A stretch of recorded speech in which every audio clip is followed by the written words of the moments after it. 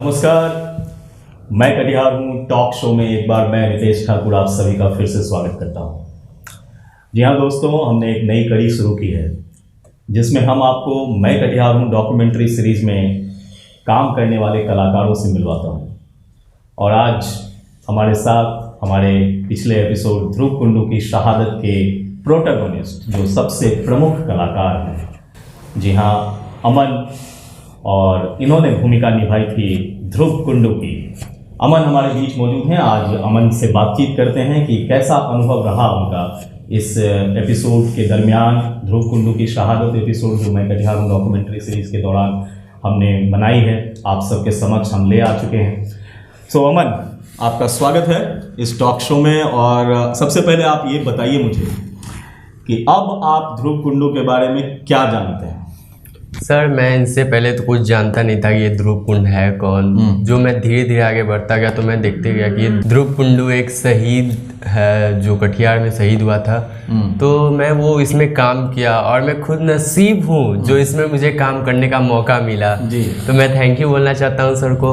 और सर, ये एक पहला शहीद था, 14 साल का बच्चा था सर जो पहला शहीद था। और उसमें मैं भी यही दिखाने का कोशिश किया हूँ इस डॉक्यूमेंट्री फिल्म में ध्रुव कुंडू के बारे में सर।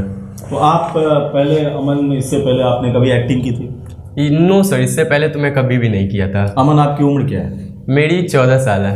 अमन की उम्र 14 साल और ध्रुव कुंडू जिसकी कहानी हमने बयान की है वो तब शहीद हुए थे जब उनकी उम्र थी 13 साल। तो हमारे पास एक तस्वीर मौजूद थी, सिर्फ एक तस्वीर थी ध्रुव कुंडू की, स्केच नुमा तस्वीर। और हमने अपने आसपास उस चेहरे को ढूंढना शुरू किया और हम यूं ही बैठे हुए थे, ऐसे ही बातचीत चल रही थी और हमें ये चेहरा नज़र आया। और आलोक जी ने कहा कि शायद ये ध्रुव कुंडू के रोल के लिए सेट हो जाए, क्योंकि इनका चेहरा और इनका हेयर स्टाइल उनसे मिलता जुलता था।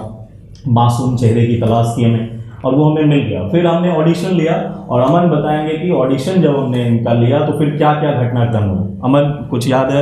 यस सर, जब मैंने ऑडिशन दिया था तो मेरे लिए कठिन समय था उस टाइम के लिए, क्योंकि मैं कभी नहीं किया था। तो उस टाइम कठिन था, तो धीरे धीरे करता गया, मैं सीखता गया। आलोक सर बताते गए हम लोग के बारे में। तो ये धीरे धीरे करते करते इंजॉय, बहुत सारा मस्ती भी किए हम लोग सर। मस्ती करने के बाद धीरे धीरे एपिसोड बढ़ा, तो उसके बाद सर हम लोग खत्म किए थे ये सब। इनको अपने बाल से बहुत प्रेम है और हमें ध्रुव कुंडू के हेयर स्टाइल जैसे चाहिए तो उस समय इनका वैसा था।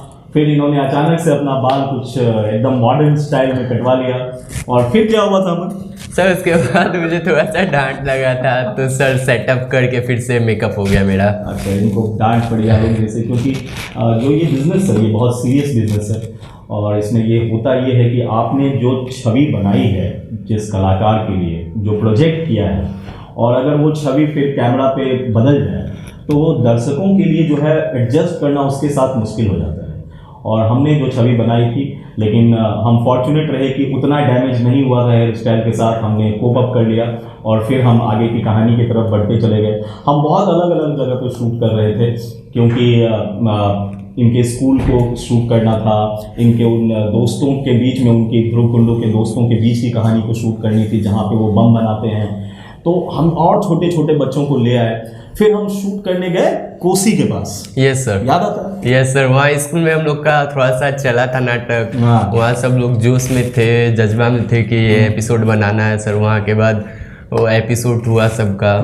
तो उसका वहाँ पे आपको मेरा रंग दे बसंती, हाँ सर, शूट करना सॉन्ग गया था सर। उसमें मुझे बहुत मजा आया था। उसमें सर गाना याद करना था, तो गाना मैंने याद किया। उसके आपको पहले गाना याद था ये? नहीं, नो सर, कभी नहीं था, बस सुने थे ये गाना सर। अच्छा, तो और इन्होंने बहुत मेहनत की, मैं आपको बता दूं, क्योंकि हमारे पास कहानी थी। हमने स्क्रीन प्ले नहीं लिखा था, हमने कहानी लिखी थी।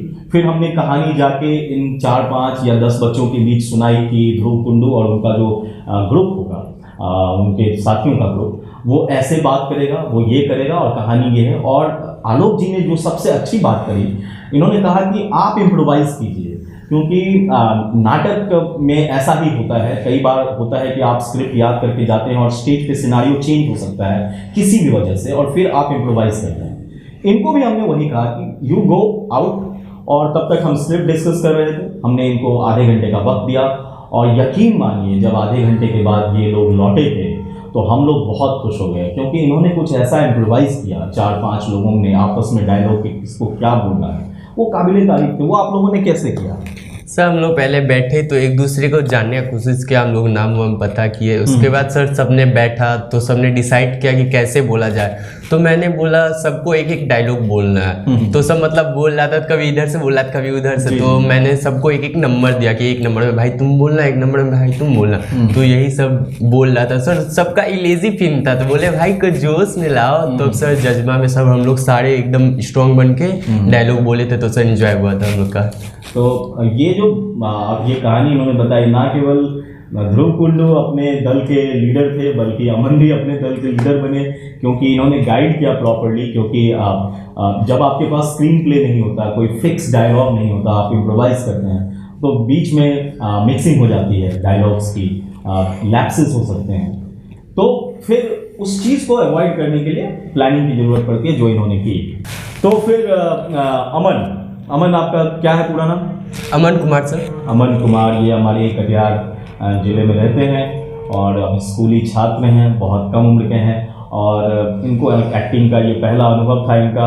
और अमन, जब आपको पता चला कि इस रोल के अंत में आपको गोली मार दी जाती है, यस सर। फिर सर मुझे तो पहले बात ये दुख हुआ था कि ध्रुव कुंडू को ये गोली लगा तो उसके फैमिली में क्या बीता होगा। उसके बाद सर मैंने नाटक किया तो मैं खुद समझ गया कि इसकी फैमिली में क्या बीता होगा, क्या हुआ होगा सर।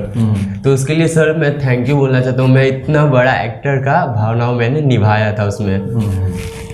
ये साफ तौर पे कहना चाहिए, इतना बड़ा फ्रीडम स्ट्रगल जिसमें ध्रुव कुंडू जी जो एकदम उनका परचम लहराता है, उनका किरदार इन्होंने निभाया और ये अपने आप को खुशनसीब मानते हैं। हम सब खुशनसीब मानते हैं। और इन्होंने जैसा कहा कि जब किसी परिवार का सबसे प्यारा लाडला कोई चला जाए और उसे पुलिस गोली मार दे तो उनके परिवार पे क्या बीता होगा।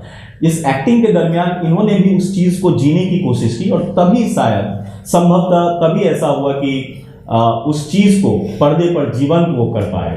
तो मुझे ऐसा लगता है कि ये एक बहुत अच्छा अनुभव है हमारे नवोदित कलाकारों के लिए, जो आज नए नए एक्टिंग के दुनिया में आ रहे हैं, इस मैं कटिहार हूँ डॉक्यूमेंट्री सीरीज़ के थ्रू आ रहे हैं। और हम सभी कृतज्ञ हैं अपने उस देशभक्त ध्रुव कुंडू जी के, जिन्होंने अपने प्राणों की आहुति दे दी हमें आज़ादी दिलाने के लिए, हमारे आज़ादी के संघर्ष में जान फूंकने के लिए। तो आपको गोली किसने मारी? सर अंग्रेज ने। और वो कौन? सर वो आप ही थे। जी हाँ, जैसा कि हमने आपको बताया कि मणिभूषण मुखर्जी की जो कैरेक्टर है उनका, वो मैंने प्ले किया। बहुत छोटा सा कैरेक्टर है जहाँ पे मुझे लगता है 30 to 40 सेकेंड्स का रोल है, जहाँ पे वो ध्रुव कुंडू को रोकते हैं और नहीं रोकने पे वो फायर कर देते हैं और उनके जान में गोली लग जाती है और अंततः रात के 2 बजे पूर्णिया सदर अस्पताल में उनकी मृत्यु हो गई। तो ये कहानी थी जिसको हम लोगों ने कोशिश किया है फिल्माने का और अमन ने बखूबी उसमें काम किया है। We are really thankful to him कि इन्होंने समय निकाला, क्योंकि स्कूल खैर अभी स्कूल ठीक से नहीं चल रहे थे लॉकडाउन में, लेकिन फिर भी आपकी क्लासेस होते हैं, आपके पेरेंट्स का दबाव होता है इस उम्र में अच्छा से अच्छा करने के लिए स्टडीज़ में, और फिर वक्त निकाल के वो आते थे और हम कोशिश करते थे कि ज़्यादा शाम ना हो, इनको घर छोड़ दिया जाए, लेकिन इनका भी जज्बात काबिल तारीफ था। तो थैंक यू अमन।